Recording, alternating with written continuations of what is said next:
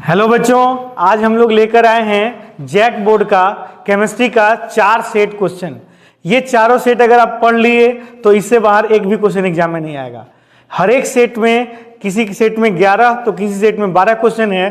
Physical chemistry और inorganic chemistry का कम से कम जितना भी क्वेश्चन आएगा वो इसी 4 सेट से आएगा।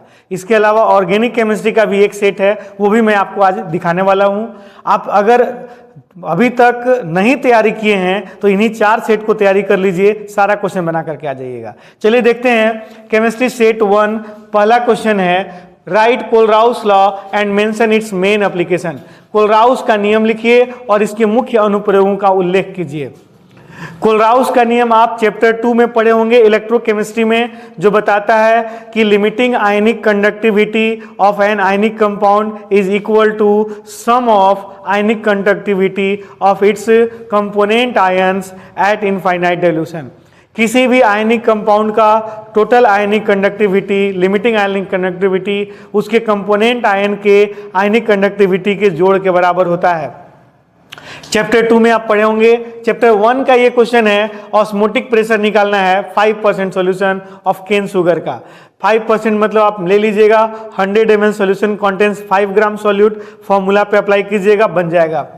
थर्ड क्वेश्चन है नस्ट का इक्वेशन पे, ये न्यूमेरिकल है, ये भी आपका चैप्टर 2 का एनसीईआरटी बुक का क्वेश्चन नंबर 2.5 है। आप इसका सॉल्यूशन जरूर देख लीजिएगा। क्वेश्चन नंबर 4 भी जो है आपको एनसीईआरटी का एग्जाम्पल का क्वेश्चन है, जो कि कोलराउस लॉ के एप्लीकेशन पे आधारित है। कोलराउस लॉ के थर्ड एप्लीकेशन पे आधारित है। नेक्स्ट क्वेश्चन नंबर 5 है, अगर a reaction is second order with respect to reactant. ये बहुत सिंपल रिएक्शन है, सिंपल क्वेश्चन है, इसको आप बना सकते हैं कि अगर rate of reaction rate equal to K into concentration of reactant का पावर 2 है, क्या इफेक्ट होगा अगर कॉन्सेंट्रेशन ऑफ रिएक्शन को डबल कर दिया जाए। अगर कॉन्सेंट्रेशन को डबल कर दीजिएगा तो 2 इंटू आर का स्क्वायर यानी 2 दूना 4 आर स्क्वायर, यानी रेट हो जाएगा 4k इंटू आर का स्क्वायर, यानी rate will increase by 4 time. और अगर कॉन्सेंट्रेशन को हाफ कर दीजिएगा तो rate will decrease by 4 times. इससे क्वेश्चन ऑब्जेक्टिव में भी आता है और 2 और 3 मार्क्स में भी आता है। नेक्स्ट क्वेश्चन है, फर्स्ट ऑर्डर रिएक्शन के लिए दिखाना है आपको कि 99% रिएक्शन कंप्लीट होने में लगा समय 90% रिएक्शन कंप्लीट होने में लगे समय का दुगना होता है। यह भी आपका चैप्टर 3 का क्वेश्चन नंबर 3.18 है। चैप्टर 3 का क्वेश्चन नंबर 18 है, इसको आप बना लीजिएगा। डी ब्लॉक एलिमेंट से क्वेश्चन है। डी ब्लॉक एलिमेंट से ज्यादातर क्वेश्चन यही आता है कि रीजन बताएं। डी ब्लॉक एलिमेंट ऐसे क्यों होते हैं, वैसे क्यों होते हैं, डी ब्लॉक एलिमेंट को ट्रांजिशन एलिमेंट क्यों कहते हैं, ये ट्रांजिशन एलिमेंट क्यों है। तो डी ब्लॉक एलिमेंट को ट्रांजिशन एलिमेंट इसलिए कहते हैं क्योंकि इनमें वेरिएबल ऑक्सीडेशन स्टेट पाया जाता है। D block elements have variable oxidation state, therefore they are known as transition elements। और जिंक को ट्रांजिशन एलिमेंट क्यों नहीं कहते हैं? Because zinc has fixed oxidation state +2। इसका 3d ऑर्बिटल में 10 इलेक्ट्रॉन होने के चलते d ऑर्बिटल का इलेक्ट्रॉन बाहर नहीं निकलता है, सिर्फ 4s2 इलेक्ट्रॉन यानी 4s2 का 2 इलेक्ट्रॉन निकलता है और ये +2 ऑक्सीडेशन स्टेट शो करता है। Therefore zinc is non transition element. Why D block elements and their compounds act as catalyst? इसका भी वही रीजन है, वेरिएबल ऑक्सीडेशन स्टेट और एक्टिव साइट होने के चलते। अगला है D block elements form complex compound. Complex compound क्यों बनाते हैं? तो due to appropriate number of empty orbitals, इनमें पर्याप्त संख्या में खाली ऑर्बिटल होते हैं, इसीलिए डी ब्लॉक के एलिमेंट कॉम्प्लेक्स कंपाउंड बनाते हैं। नेक्स्ट क्वेश्चन है, लैंथेनाइड और एक्टिनाइड क्या हैं, इनके बीच में अंतर लिखना है। ये भी डी ब्लॉक एलिमेंट्स चैप्टर का ही है, आप इसको देख लीजिएगा, ये एफ ब्लॉक में आता है। लैंथेनाइड और एक्टिनाइड दोनों में अंतर लिखना है। वर्नर के सिद्धांत को समझाना है और उसके एग्जाम्पल को देना है। IUPAC नेम लिखना है। ये कोऑर्डिनेशन कंपाउंड चैप्टर का क्वेश्चन है, क्वेश्चन नंबर 9 और क्वेश्चन नंबर 10 यूनिट 5 का। 10 नंबर क्वेश्चन है, क्वेश्चन चैप्टर 1 का क्वेश्चन है, बहुत इंपॉर्टेंट क्वेश्चन है, बहुत बार एग्जाम में आया हुआ है। Right short notes on molarity, molality, mole fraction, osmosis, reverse osmosis and azeotropic mixture. इसको जरूर से जरूर देख लेंगे आप। उसके बाद सेट 2 है, सेट 2 है, इसका फर्स्ट क्वेश्चन है चैप्टर 1 का क्वेश्चन नंबर 1.4। आप पढ़े होंगे, नोट्स में जरूर देख लीजिएगा इस क्वेश्चन को। क्वेश्चन नंबर 2 है what are molar conductivity and equivalent conductivity, explain its variation with concentration और डाइल्यूशन। कॉन्सेंट्रेशन या डाइल्यूशन के साथ इसके वेरिएशन को समझाना है। तो ये सेकेंड चैप्टर का क्वेश्चन है, मोलर कंडक्टिविटी और इक्विवेलेंट कंडक्टिविटी का वेरिएशन दिखाना है। क्वेश्चन नंबर 2.7 होना चाहिए मोस्ट प्रोबेबल, ऐसे आप देख लीजिएगा, एनसीईआरटी बुक का ही क्वेश्चन है। नेक्स्ट क्वेश्चन है right difference between order and molecularity of reaction. ये हर साल एग्जाम में आता है, लास्ट ईयर भी आया है और इस साल भी मेरे लिए हम इसको गेस किए हुए हैं कि ये क्वेश्चन एग्जाम में आएगा। अगर ये क्वेश्चन डायरेक्ट नहीं आए तो इस पे मोलरिटी निकालने, मॉलिक्यूलरिटी निकालने के लिए दे देगा या ऑर्डर निकालने के लिए दे देगा, ऑब्जेक्टिव में जरूर आएगा। नेक्स्ट क्वेश्चन है एक रिएक्शन फर्स्ट ऑर्डर रिएक्शन है, उसका रेट कांस्टेंट 60 सेकेंड इनवर्स है, तो इसका 1/16 वैल्यू तक रिड्यूस करने में कितना टाइम लगेगा। आप इन सारे क्वेश्चन का वीडियो का आंसर देखने के लिए द एकेडमी गुरु चैनल पे जाकर के उसमें जो वन शॉट रिवीजन है, वन शॉट रिवीजन में सेकेंड लेक्चर देख लीजिएगा, उसमें इन सब का क्वेश्चन का न्यूमेरिकल का सॉल्यूशन करवाया हुआ है। और ऐसे अगर आप पढ़े होंगे तो ये एनसीईआरटी बुक का क्वेश्चन नंबर 3.16 है। 3.16 अगर आपके नोट कॉपी में होगा तो वहां से भी आप देख सकते हैं। नेक्स्ट है राउल्ट्स लॉ, नेक्स्ट है राउल्ट्स लॉ लिखना है। राउल्ट्स लॉ के बारे में जितना पढ़े होंगे सब लिख दीजिए, 5 मार्क्स में आने वाला ये क्वेश्चन। और अगर इसको काट काट के पूछेगा तो 2 मार्क्स या 3 मार्क्स में देगा। हम इधर उधर साइड इसलिए हो रहे हैं ताकि आपको क्वेश्चन दिख सके, और फिर से आ जाएंगे फिर आपको दिखाएंगे। चलिए आगे बढ़ते हैं।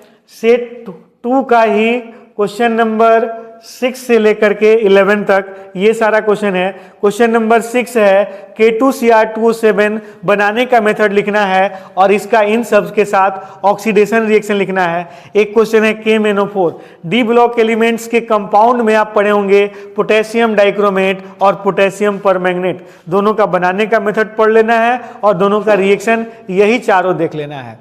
फिर ये जो 7 और 8 क्वेश्चन है ये फिर से कोऑर्डिनेशन कंपाउंड का है। इसके लिए भी आप द एकेडमी गुरु चैनल पे जाकर के प्ले लिस्ट में जो इसका कोऑर्डिनेशन कंपाउंड का वीडियो अपलोड किया हुआ है वहां पे देख लीजिएगा। इसका लिंक आपको डिस्क्रिप्शन में इसी वीडियो के नीचे मिल जाएगा, वहां से भी आप डायरेक्ट क्लिक करके वहां तक पहुंच सकते हैं।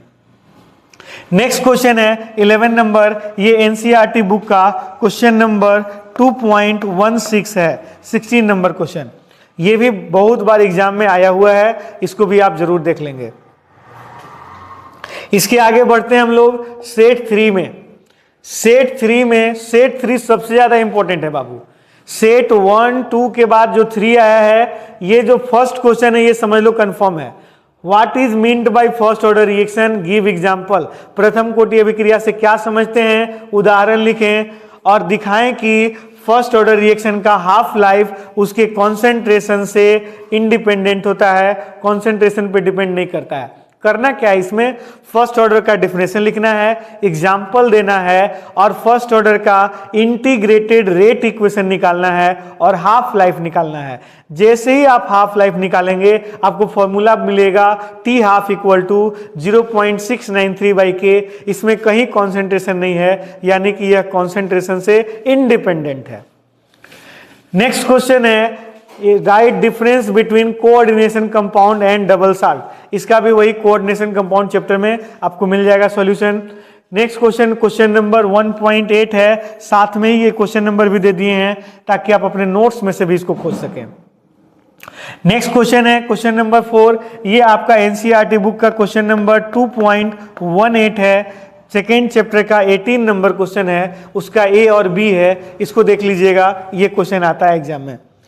इसके बाद है explain lanthanide contraction and its reason and consequences. Lanthanide contraction क्या है, इसके कारण और परिणाम लिखें। ये डी ब्लॉक चैप्टर का क्वेश्चन है। डी ब्लॉक चैप्टर में, ये एफ ब्लॉक में आता है लेंथेनाइड।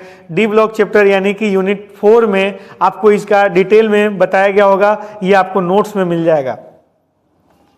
नेक्स्ट क्वेश्चन है write magnetic character and find magnetic moment of following. इन सब का मैग्नेटिक कैरेक्टर बताना है कि कौन पारामैग्नेटिक है और कौन डाईमैग्नेटिक है, और अगर पारामैग्नेटिक है तो उसका मैग्नेटिक मोमेंट कितना होगा। फॉर्मूला होता है mu equal to under root n into n plus 2bm। bm का फुल फॉर्म होता है बोर मैग्नेटोन। सबसे पहले आपको नंबर ऑफ अनपेयर्ड इलेक्ट्रॉन निकालना है और इस फॉर्मूला पे वैल्यू पुट करके उसका मैग्नेटिक मोमेंट फाइंड कर देना है। नेक्स्ट क्वेश्चन है राइट शॉर्ट नोट्स ऑन। ये भी कोऑर्डिनेशन कंपाउंड का है, क्वेश्चन नंबर 7 और 8। इसका भी वही कोऑर्डिनेशन कंपाउंड का सारा लेक्चर देख लीजिएगा, आप इसको अपने से बना लेंगे। ये क्वेश्चन नंबर 9 जो है एनसीईआरटी बुक का क्वेश्चन नंबर 3.14 है, इसको आप वहां से सोल्व कर सकते हैं। क्वेश्चन नंबर 10 है define and give units of conductance या इस कंडक्टेंस, उसके अलावा स्पेसिफिक कंडक्टेंस या कंडक्टिविटी, सेल कांस्टेंट। इन सभी का डिफिनेशन लिखना है और उनका यूनिट निकालना है। ये आपको चैप्टर 2 में डिटेल में बताया गया होगा। डिफिनेशन लिख दीजिएगा और उनका यूनिट निकाल लीजिएगा। नेक्स्ट क्वेश्चन जो है स्टैंडर्ड इलेक्ट्रोड पोटेंशियल निकालना है। ये 2.4 क्वेश्चन है एनसीईआरटी बुक का, वहां से आप देख लीजिएगा। नेक्स्ट है व्हाट आर कोलिगेटिव प्रॉपर्टीज। अनुसंख्यक गुण क्या हैं? 4 अनुसंख्यक गुण होते हैं। परासरण दाब यानी osmotic pressure, elevation of boiling point यानी क्वथनांक का उन्नयन, डिप्रेशन ऑफ फ्रीजिंग पॉइंट यानी हिमांक का उन्नमन, और relative lowering of vapour pressure यानी वाष्प दाब का अपेक्षिक उन्नमन। ये चारों में से कोई एक ही आएगा, लेकिन आप चारों पढ़ लीजिएगा। और अनुसंख्यक गुण का डिफिनेशन, कोलिगेटिव प्रॉपर्टी का डिफिनेशन 3 मार्क्स में आता है, तो सिर्फ डिफिनेशन और चारों का नाम लिख दीजिएगा। अगर डिटेल में देगा तो चारों में से कोई एक ही देगा, और अगर आप चारों पढ़ लेंगे तो इससे रिलेटेड ऑब्जेक्टिव क्वेश्चन भी बना लेंगे और न्यूमेरिकल भी बना लेंगे। इसीलिए आपको चारों क्वेश्चन दे दिए हैं। आ जाते हैं सेट 4 में। सेट 4 यही है बाबू, हेनरी का नियम लिखना है। Right Henry's law and mention its application. Chapter 1 का क्वेश्चन है, बहुत वीवीआई क्वेश्चन है। सेकेंड क्वेश्चन है व्हाट आर बैटरीज। ये सेकेंड चैप्टर का क्वेश्चन है। बैटरी क्या होते हैं? प्राइमरी और सेकेंडरी बैटरी। प्राइमरी बैटरी वे होते हैं जिनको एक बार यूज करने के बाद फिर से चार्ज नहीं कर सकते हैं, उनको फेंक देना रहता है। सेकेंडरी बैटरीज वे होते हैं जिनका यूज करने के बाद आप उनको बार बार चार्ज कर सकते हैं। उसके बाद लेड स्टोरेज बैटरी के बारे में डिटेल बताना है, उसमें क्या क्या रिएक्शन होता है वो बता देना है। थर्ड क्वेश्चन है आपका एनसीईआरटी बुक का क्वेश्चन नंबर 2.15। वो एक 16 था और एक 15 है। एक 2015 में आया था, एक 2016 में आया था। दोनों क्वेश्चन इस बार के लिए वीवीआई है। दोनों में से कोई एक कंफर्म इस साल आएगा 2025 में, और एक आएगा 2026 में। तो इसलिए इन दोनों क्वेश्चन को देख लीजिएगा, और अगर किसी को जरूरत पड़ेगा, किसी का छोटा भाई पढ़ रहा हो, तो ये दोनों में से जो इस साल आ जाएगा उसका दूसरा वाला बता दीजिएगा कि उसका आएगा अगले साल। एक साथ दोनों साल का तैयारी। चलिए नेक्स्ट क्वेश्चन है क्वेश्चन नंबर 4। आर्हेनियस इक्वेशन लिखना है और रेट कांस्टेंट पर इसके क्वांटिटेटिव वैल्यू को एक्सप्लेन करना है। ये आपका क्वेश्चन नंबर 3.7 है। 3.7 थर्ड चैप्टर का 7 नंबर क्वेश्चन है ये। इसको देख लीजिएगा, आपको जरूर पढ़ाया गया होगा, नोट्स में भी इसका आंसर होगा। एक क्वेश्चन ये है कि हाफ लाइफ दिया हुआ है, इसका ये फॉर्मूला से बना दीजिएगा कि T half T99.9 equal to 10 गुना टी हाफ। इस फॉर्मूला पे अप्लाई कर दीजिएगा, 100 मिनट आंसर आ जाएगा। नेक्स्ट 6 नंबर क्वेश्चन है, इसका आंसर भी थोड़ा थोड़ा लिखा हुआ है, आप ध्यान से देखिएगा तो शायद दिख जाए, और नहीं तो अपने से बना करके सोल्व करके याद कर लीजिएगा। ये डी ब्लॉक चैप्टर का गिव रीजन करके क्वेश्चन है। इससे रिलेटेड एक क्वेश्चन पहले भी फर्स्ट सेट में भी था और फिर फोर्थ सेट में भी है। नेक्स्ट जो है 7 से लेकर के 12 तक ये क्वेश्चन है। 7 और 8 आपको वही कोऑर्डिनेशन कंपाउंड चैप्टर में मिल जाएगा। 9 चैप्टर जो है, 9 क्वेश्चन जो है ये आपका चैप्टर 3 का बहुत ही इंपॉर्टेंट क्वेश्चन है।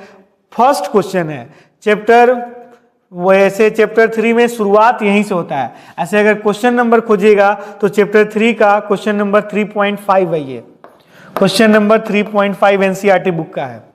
नेक्स्ट है वैलेंस बॉन्ड थ्योरी, ये भी कोऑर्डिनेशन कंपाउंड का क्वेश्चन है, आप उसको देख लीजिएगा। ये 11 नंबर क्वेश्चन एनसीईआरटी बुक का 1.6 है। ये जब भी आएगा 5 मार्क्स में ही आएगा क्योंकि बहुत लंबा क्वेश्चन है। क्वेश्चन नंबर 12 जो है ये एनसीईआरटी बुक का 1.15 है, ये भी आपको आपके नोट्स में मिल जाएगा। अब आते हैं ऑर्गेनिक की ओर। ऑर्गेनिक केमिस्ट्री में सबसे पहले नेम रिएक्शन होता है बाबू। अगर ये नेम रिएक्शन आप याद कर लिए तो बहुत सारा क्वेश्चन तो यहीं से बन जाता है। सबसे पहले आप ये सब नेम रिएक्शन पढ़ लीजिएगा। नेम रिएक्शन पढ़ने के बाद आप चलेंगे व्हाट हैपेंस व्हेन में। ये सब क्वेश्चन व्हाट हैपेंस व्हेन का है। और उसके बाद कन्वर्जन बनाइएगा। अगर इसमें कोई प्रॉब्लम होगा तो कन्वर्जन वगैरह वही एकेडमी गुरु के चैनल के लिंक में आप देख लीजिएगा, वहां पे इसका डिटेल सॉल्यूशन मिल जाएगा। नेक्स्ट क्वेश्चन है distinguish between, explain why, reason लिखना है सबका, ऐसा क्यों होता है। और चैप्टर 10 बायोमोलिक्यूल से इतने ही क्वेश्चन है, इनको आप पढ़ लीजिएगा तो बायोमोलिक्यूल्स को चैप्टर का एक भी क्वेश्चन नहीं छूटेगा, चाहे वो सब्जेक्टिव हो, चाहे ऑब्जेक्टिव हो, या 5 मार्क्स हो या 3 मार्क्स हो। सारा क्वेश्चन आप बना लीजिएगा बायोमोलिक्यूल चैप्टर से। एक चैप्टर से मात्र 6 क्वेश्चन है, अब आना 3 क्वेश्चन है, इससे आसान और क्या हो सकता है। अब आते हैं ऑब्जेक्टिव क्वेश्चन। कुछ ऑब्जेक्टिव क्वेश्चन देख लीजिएगा। ऑब्जेक्टिव कुछ अलग नहीं होता है, उसी क्वेश्चन में से जो आप लोग पहले पढ़े हैं उसी में से बीच बीच में से उठा उठा करके दिया हुआ रहता है। तो इसका आप देख लीजिएगा डिटेल ऑब्जेक्टिव क्वेश्चन। और भी बहुत सारा आपको बाद में प्रोवाइड किया कराया जाएगा, या तो पीडीएफ दे देंगे या फिर लिंक दे देंगे, वहां से आप ज्वाइन करके ऑब्जेक्टिव क्वेश्चन देख सकते हैं। वीडियो को रोक करके आप इसका स्क्रीनशॉट ले लीजिएगा और ये सारे क्वेश्चन को आप कर लीजिए। मैक्सिमम क्वेश्चन यहीं से आने वाला है कम समय में, इससे ज्यादा क्वेश्चन आप कर भी नहीं पाएंगे, और इससे कम क्वेश्चन कीजिएगा तो आप सोल्व भी नहीं कर पाएंगे, एग्जाम में अच्छा मार्क्स भी नहीं ले पाएंगे। तो मेरा सलाह मानिए, जल्दी से उठिए और इन सारों क्वेश्चन को सोल्व करके और याद कर लीजिए। बेस्ट ऑफ लक, आपको एग्जाम में बहुत अच्छा मार्क्स आए। मेरे तरफ से सभी को ऑल द बेस्ट।